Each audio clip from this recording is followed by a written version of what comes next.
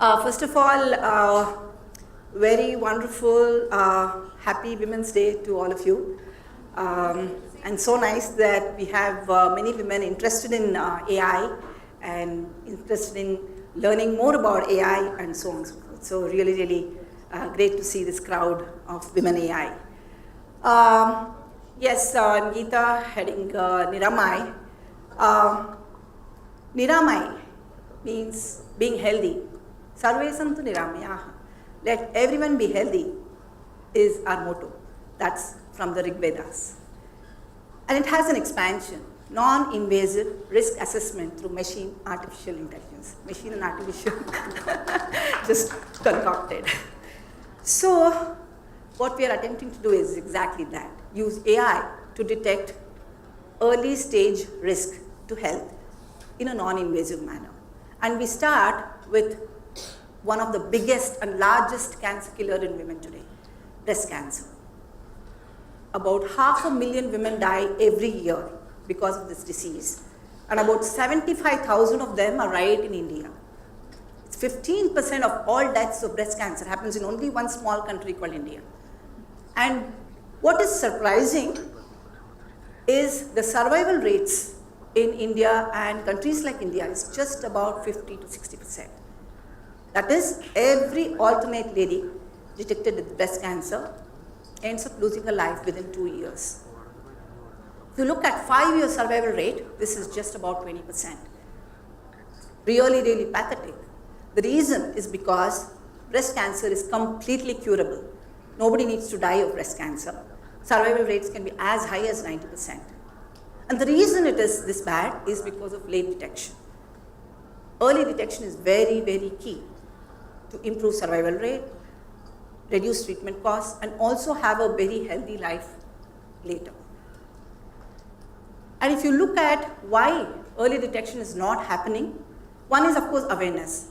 Even before I started this project, right, which was like 4 or 5 years ago, actually I did that when I was the lab director at Xerox, because I lost 2 of my cousin sisters for breast cancer, and I've seen how the families suffer. Small boys, I mean, like, even now, they've not settled down. It's really, really horrible to lose the main lady of the house, right? We're so important to the family. And when I saw this, I said, okay, let's switch the research and started working on this.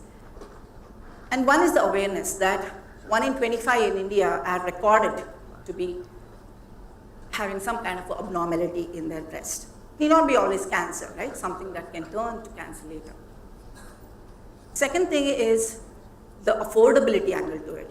A mammography, which is pretty much the de facto standard for detecting cancer, costs about 3,500 rupees. We all have money, but will I spend 3,500 every year when I'm well? I don't have anything. Why should I go into a hospital and spend that kind of money? Of course, it's one thing that if my company pays for it, right? So that's the mentality, right? The cost and affordability and the hindrance from wellness. We are always sickness-minded, right? You know, I get sick and then go to the hospital.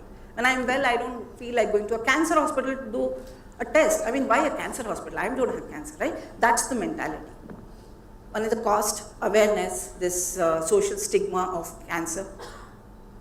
And of course, women who are not lucky to be in an urban city like Bangalore or any of the tier 1, they don't have access to a mammogram machine at all. Tier 2, tier 3, there's no access. Because a mammogram machine costs about 1.2 crores and very few hospitals are able to afford that kind of a machine. And there is a very ironic fact that mammography uses X-rays to detect whether somebody has some small lumps in their breast. And we know X-ray is radiation and can increase the risk to cancer. So if a lady goes through mammography every year for 5 years, 6th time, her probability of getting cancer is higher than 0.6, which means many of us are engineers here, you know what I mean, right? So what is recommended is mammography can only be done once in 2 years. So we want to change this scene, right? We want to come in and develop a system, a new solution which can address all of these issues and make an early screening possible. But there's one more thing. today's technology, mammography, maybe many of you wouldn't have gone through it because mammography does not work on women under 45 years of age. It's only applicable above 45. So this is also a major limitation because two of my cousins, or actually one is my husband's cousin and another is my own cousin, with whom I spend a lot of time every summer and so on. Suddenly she's not there, right? So, and this happened because there is no test for under 45. There is something called ultrasound, but that has its own limitation. I can go into those things later. So we want to change this scene. And bang, okay, so there's more. Why doesn't it? Because it's a science crowd. I said, okay, let's figure out why doesn't mammography work on younger women. Mammography is basically X-ray, right? If I take an X-ray of my hand, the bones will come white and rest is all black. All of us have done X-ray of something or the other, broken hand, whatever, leg and so on, right? Now, it applies the same principle on the breast. Breast is compressed between two planes, and X-ray is passed, and if there is a lump, a smaller lump, whatever, then that lump appears white. That's how it works. But women with dense breasts, which is mostly women under 45, and many women even above 45, have, oh yeah, there you can see, have, like, it's dense breast, that is, it's more fibroglandular in nature, there are more ducts and so on, which means the X-ray itself will be white. The whole breast will appear white. And now how do we find a white spot, right? So the sensitivity of mammography in under 45 is very, very low. And you can see some 4 different women with different type of breast densities here. And the bottom 2 are the ones where you have a white breast. And white breast is great. I mean, it's not bad. It's just that mammography, for mammography, it is not so conducive. In fact, this awareness has come around and people have started questioning this validity of a mammography report, sorry. And there are many women who've gone through a mammogram. I'm sorry if I'm scaring you, but you should know this, right? And within 4 months, they've had a lump. Mammography was clean and it came in because it missed. And there are many, many women like this I have met myself. And so now there are rules, even in the US, in 36 states in US, saying that after a mammogram or as a part of the mammogram, there should be a line which says the average density of the breast. And if that is higher than something, you definitely don't need to worry about the mammogram report, go for another test. And we don't have such a test today. That is the scene today. And that's the reason why we are losing 500,000 women every year, where almost 400,000 need not die or even more, we could have just said. And then we have done the calculation. If we have proper early detection, in India alone, we can save 250 lives every day. That's the scope. And obviously, that's a good enough thing for me to quit Xerox and create a startup. And so we created Miramai. And bang, we have the solution, which can address almost all of the early detection issues that I talked about. It sounds like marketing, but I'm going to explain to you in the rest 20 minutes as to how it is able to detect and how we are able to address the different early detection issues. And the magic is AI, by the way. First of all, it's a completely privacy-aware solution. When this test is done, nobody touches the person, there is no radiation, nobody even sees the person. There is no technician seeing you without clothes. I mean, that's important. And it's mostly ladies being here, and I really love to talk to you very frankly about it. And it can actually detect abnormalities much smaller than a lump before a lump is fed. When you want to feel a lump, it has to be 2 centimeters in size. This can detect, and we have proof that we have detected 4 mm, 5 mm, which means that all you need to do is an outpatient, most likely, outpatient procedure, vacuum tube biopsy and things like that, and then it's done, right? No need for all the surgery and so on if it is detected early. And I talked about non-contact, non-invasiveness, and the privacy awareness is so simple that we have like a booth. The person enters in, like your changing room in a shop at stop, right? You just go in, change the room, change in, try out different dresses and come out, exactly like that. You go in, sit in front of a device and I'll show you a quick video of that. And when you come out, report can be ready, but of course we send it to a radiologist, the radiologist certifies it, and sometimes it may take 2 days for you to actually get a PDF report in your mailbox. It works for women of all ages. We actually found a 17-year-old with cancer in a hospital though, and also a 92-year-old who walked into a camp, and she was safe. She had a lump, but she was safe. And it can actually work on men as well, because men also get breast cancer and they're not aware. Of course, the cases are much lower. It gets detected only when it spreads to the lungs. Because there's no flesh being put under two plates and so on, right? It's like a photograph session, with no photograph, but just a temperature measurement. It can work on men as well. It's a very portable device. It's like the camera that you see there. It's like very small, even actually smaller than that. You can put it in a backpack and take it around. It looks like this, the center one here, the small device which is sitting on a tripod, and the nursing staff can be any person who knows how to use Facebook or web browsing, because everything is software oriented. And we can train a person, especially nursing staff, within 2 days. So we don't need a radiologist. Now, radiologist to number of people, population ratio in India is 10,000, 1:10,000. So that is also a major reason why the screening things are not happening on time and so on. And now we can avoid that skill set issue as well. And not only this, in a hospital, we can also do it outside hospitals. We have done many camps outside hospital. This is in Prestige Shantiniketan, where you have a booth kind of thing that we kind of quickly create that shopper stop change room, right? Person enters and there's a cooler inside. We just have to sit for about 10 minutes. That's the only bad thing about it. You'll have to sit for 10 minutes like this. And you'll be asked a few questions and so on from outside. The technician is outside.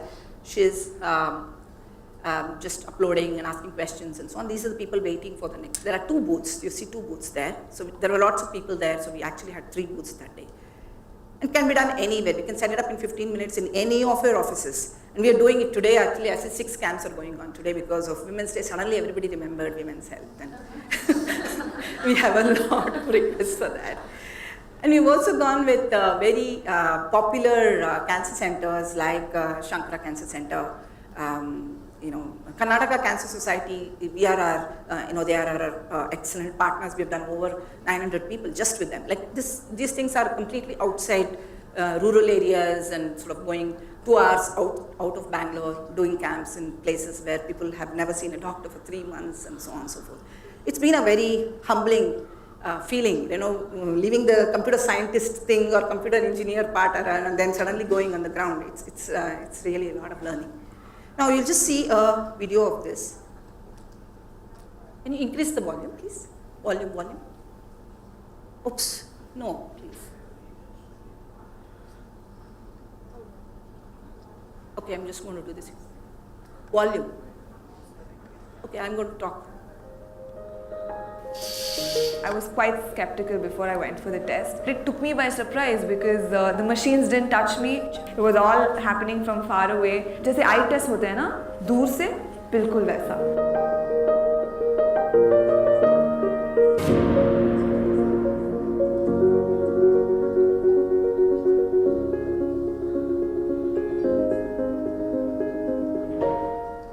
It's literally as simple as this. You just have to go in, sit on a stool, turn like this 2 times and you're done, right? But of course it will be 15 minutes totally, because 10 minutes you're just sitting, sort of listening to music and so on. After that, we just ask front, left, 45, left, 45, right, 45, right, 90, and that's done.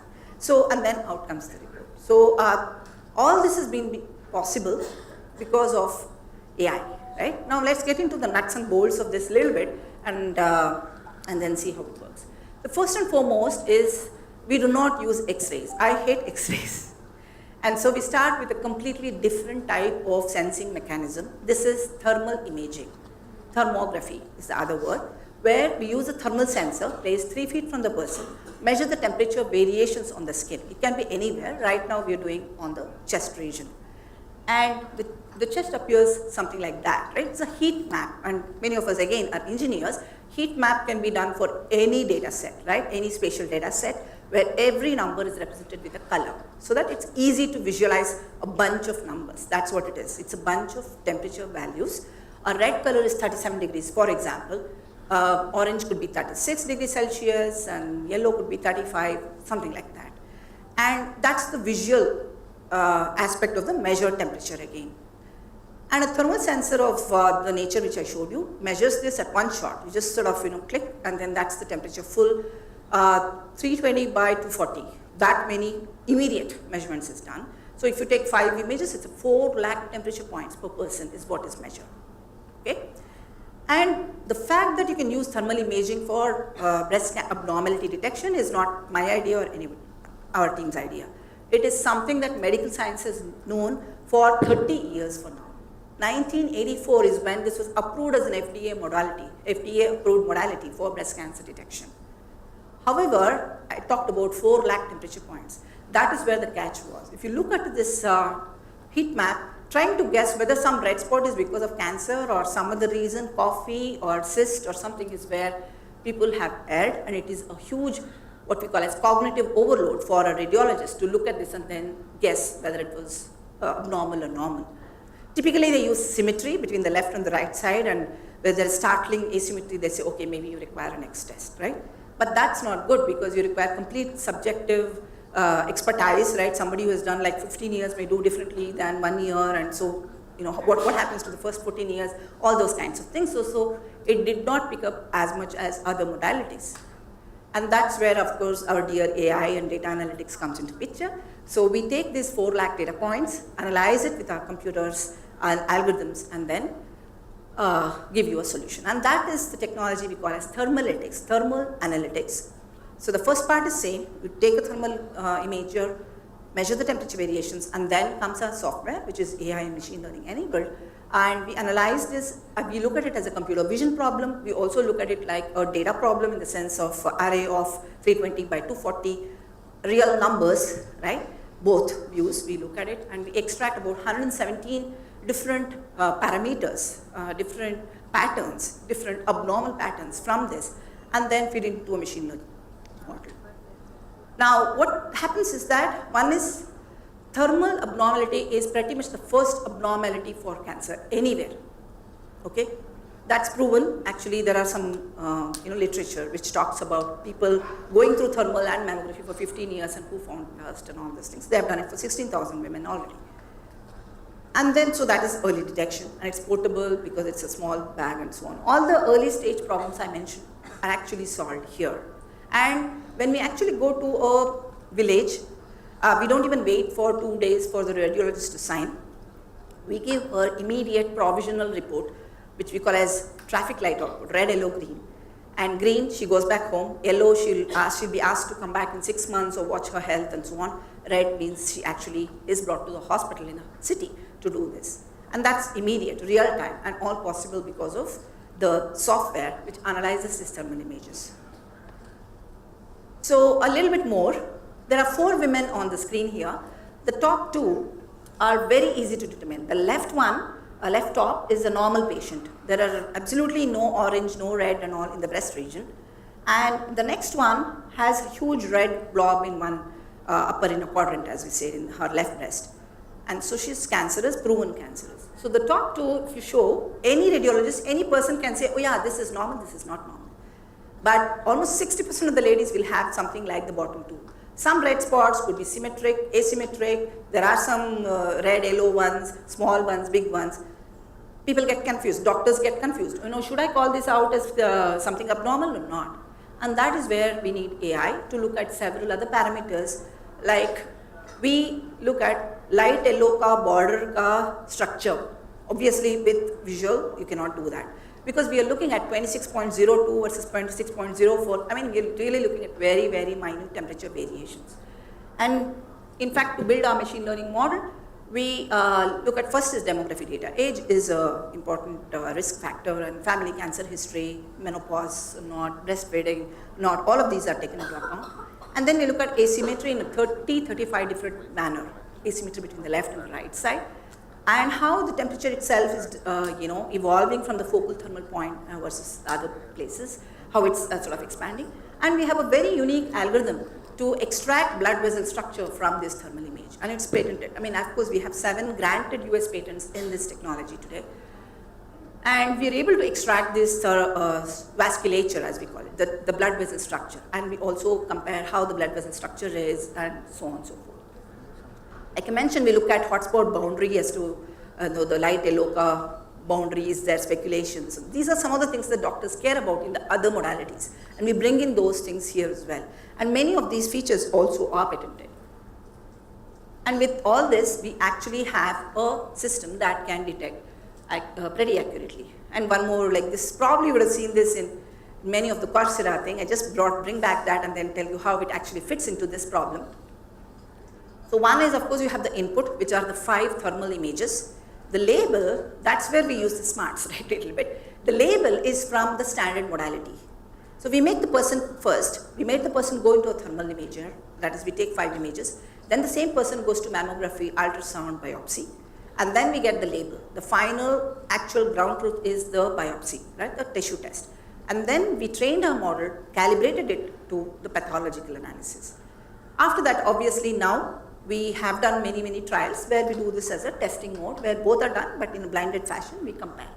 So now what happens when we get this label is that we extract about 117 image patterns, which are, each one of them are sort of pretty unique. Initially, we tried deep learning, it failed pathetically because we didn't have too much data as well. And then we feed it into the machine learning model, which machine learning algorithm, which learns the classifier model. And when a new person comes in, we extract the same features, and then this algo is able to say whether she's malignant, normal, benign as well. And obviously, as we all know, it can learn on the go, right? If you make a mistake in a trial setting, especially when we do a tertiary care like a HCG, where 40% of women walking in are cancerous, we find many, many different complex cases, and we learn on the go as well. So essentially, for sort of summary type, right? It's a computer-aided diagnostics using thermal imaging and with this AI enabled. And we actually generate a 3-page PDF report and which actually goes directly to the mailbox of a radiologist for that particular center. And we also have a bunch of radiologists in our own panel. So any small diagnostic center, all they need to do is to give us a small room, and we set up the hardware, software, training, everything, and they can go live within a day with the radiologists from our panel actually certifying it as well. It's available in about 21 hospitals today in 9 cities, most of them done just in 1 year. The first 1 year is where we actually commercialized, productized, got the feedback from doctors, got the feedback from women, tried it out in one hospital, which you saw in the video, that is the BMS hospital. And last year is when we started expanding. When we first got a request from Dehradun, said, how the hell are they going to use our system there, right? You know, we were like very, very worried. We sent some people to stay there with them and so on.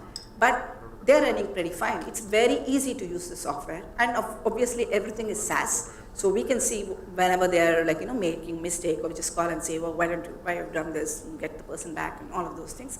And now it's sort of pretty standardized. We have even enhanced the software to basically figure out if something has gone wrong in the imaging and immediately tell them so that, you know, they can do a proper data collection and so on. We've validated on about 6,000 plus patients so far. Validated, I mean, like so many people have gone through this in different scenarios, in hospital, in a corporate or apartment or rural camp, all inclusive. And we have actually published 3 international clinical trial papers just on the validation and comparing this with mammography, comparing with thermography alone without AI, comparing this with ultrasound and so on. And these were published by doctors who have tried it, not us. Of course, we have other IEEE kind of publications as well. We have actually found 27% higher accuracy than mammography, especially in dense breast and women under 45. And thermography, as I mentioned, has a lot of issues because it's just visual interpretation of 4 lakh data points. And obviously that shows up as a major positive predictive value issue, right? You know, we are 70% better than thermography alone, that is without the AI. And other interesting stuff was when we actually went to oncologists, she said, how small a lump can you find? You are saying it's early and I can detect a lump, how small? So we went back into a data set and said, like, we actually were surprised that we have found 4 mm, 5 mm. And in at least 6 cases in that particular trial, there were cancerous patients without a lump being felt. And mammography had detected only 2, 1 elastography, 1 ultrasound, 2 PET CT. All of them were detected by Niramai. We were actually very surprised. I am like 5 minutes ago. Right, so, and also it's effective on many more people who are walking into a hospital and they can't do a Niramai test. And given this is an AI forum, it's not just yes or no, benign, malignant, where we are using AI. It's a computer vision problem, like I briefly mentioned before. When an image is taken, is it good or bad? Has the person really sat for 10 minutes, to get the contrast? Is it taken to the right view or not? All of this is deep learning based, in fact. And then when you take the image, where is the breast itself in this, right? You can take far, near, so the ROI, region of interest segmentation, is all deep learning based. And then where is the tumor? And then extracting the features, many of these also use machine learning. So machine learning is everywhere in this. And if you say what is that one algorithm, there are at least 12 different algorithms that are running all the time in this. And many of these are learning on the go. And thankfully, we've actually got several recognition from the ecosystem. Many awards, in the AI, Amazon AI Award we got, and Top Cancer Startup, and then Graham Bell Award for Data Science. Philips and Google, both of them selected us as one of the 4 startups from India for acceleration. 2 months, almost like a 6 months program in SFO. And most importantly, the preventive insurance idea, which is a global one, where they invited us to compete, and we were top 15. They gave us all Italy, to and fro, stay and so on, presented to the jury, top 10, top 5, top 3, top 2, top 1, and we actually were the winner of this preventive insurance idea globally. Thank you. And the latest feather in the cap, I guess, is the CB Insights, which did the top AI startups in the world. And you'll see only one from India, and that is Niramai. Thank you. Very happy to answer any questions on the tech or the non-tech side.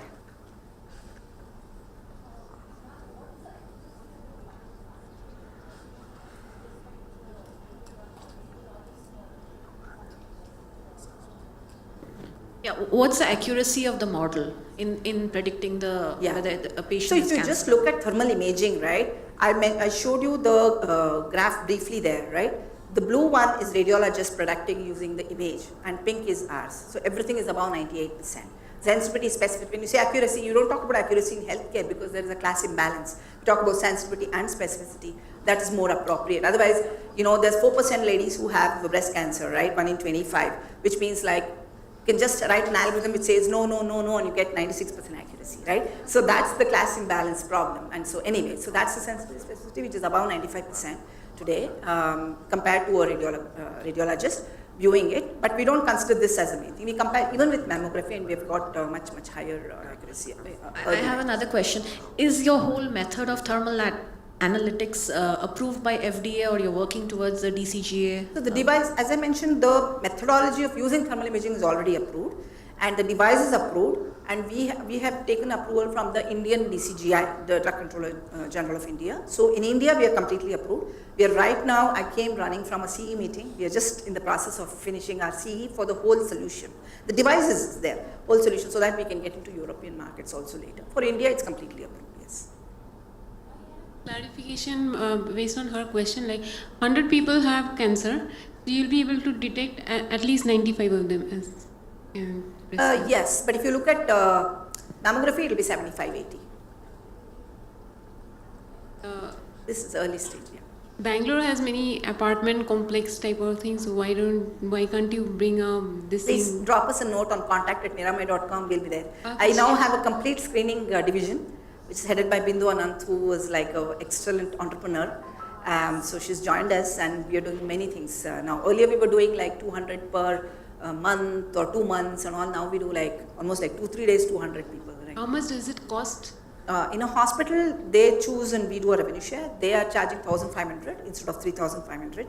This month, we are running a complete 50% discount in all our hospitals. We are taking on the charge, this thing. When we do it in a camp setting in your apartments or offices, we give 60% discount again. So the idea is not to actually make money, at least at this stage. It's really about getting people into it. But for hospitals, we can't say charge very low because they have to get ROI on it. Any other question? So you mentioned that in general the mammography is not the woman with ears, less than 45 years, it's not even recommended that they should do for this particular mammography because the breasts are very dense. And in your model, there is a label that's getting fitted, right? And that Label is? the No. That's, I just mentioned the under the hood, right? How we actually train the model. That's it. What comes in is a complete 3-page report. You will not even know that AI did that. But for the training, did you use that as an input variable to the model? Yes, not mammography. Mammography followed, usually what happens is a mammography finds a lump or a small microcalcification. After that, ultrasound is done on that particular location. After that, if it is positive, a biopsy is done where a tissue sample is taken. We are taking the end result. No, so my question is, Ah, if you so- use that as an input to the model and mention that these, mammography is not even applicable to women less than 45 years of age, then is that variable applicable for your training as well? Very good question actually. I think first time somebody is asking this kind of question. Good one. So what happens is in mammography, it's looking at density differences.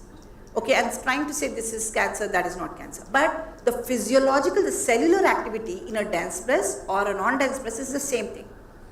So what we learn in a non-dense breast is definitely as is applicable to dense breast, because for us density is not at all a factor. Are you getting it? So if you're looking at the cellular activity there versus here is fine. But mammography is not seeing the cellular activity. It is just looking at the morphological or a structural change in the tissue. That changes in the dense breast versus this. The physiological activity, the cellular activity, the metabolism will not change whether it's dense or not. And we are able to get it across also. Having said that, for younger women, we actually make them go directly to ultrasound and then biopsy with a lump and so on. So we have actually mixed and matched multiple methods, but because of this basic difference in what we are looking for as an abnormality, instead of looking at a hardness, we are looking at tissue activity, right? That is what is giving us this sort of almost like a transfer type of learning. Good question. Just a question. So, Sorry, I'm not, yeah, Yes. hi. so what about the false negatives? Like, what if a girl is having breast cancer and the doctor declares that she is completely normal? So, is there any provision for dealing with the false negative cases? Yeah, so right now we are fine-tuned in a way that the sensitivity is very high. That is, false negatives are much lower actually. And we have not had a case so far which is... Hi, I have a question. Or rather, we So have this- one case, but that already had a symptom, like a discharge from the nipple. So if that happens, then the temperature, so we learned that in a trial, and so if somebody has a discharge, we just pass them through. That decision cannot be made. Like, you can just give 3 categories. It is possible. See, I cannot, because there will be so many other methods, it's possible that we will miss. I cannot say for sure. But what I can only say is, we have found at least 30% more abnormalities than the current existing method. Is it good enough? Maybe there is a better method and maybe we can learn more. Yes, maybe. But I think this is better than what is there today. We'll Hi, I take don't one know more if- question before we wrap up. I don't know one if more question. this is in the scope of this talk, but you said this using thermography was known for the last 30 years, but why was it not done before? What were the challenges when you did this? So there are about 600 thermographers around the world, even in the US alone, who are trying to use this. But the way they use it is, when you look at it, they are not confidently able to say whether the person is malignant or not. What they do is they say, come back in 3 months. And in fact, if you Google, you will see, right? Because of that, they've gotten into a lot of problems in the TV and so on. Because 3 months later, she will look at both and then say, okay, this is how it was, this is how it is, so you had a problem, right? That's not the way. So it has not worked. And people have also used, okay, here is a hotspot, on that region I'll do ultrasound. So they have used other methods to compensate. So it's called an adjunct modality. It was approved as an adjunct, means along with another one so far. But like I said, it was not part of the medical thing because it required a lot of changes and a lot of guesswork right now. And by adding quantitative analysis through AI, I think we have changed that scene to considerable limit. Thank you.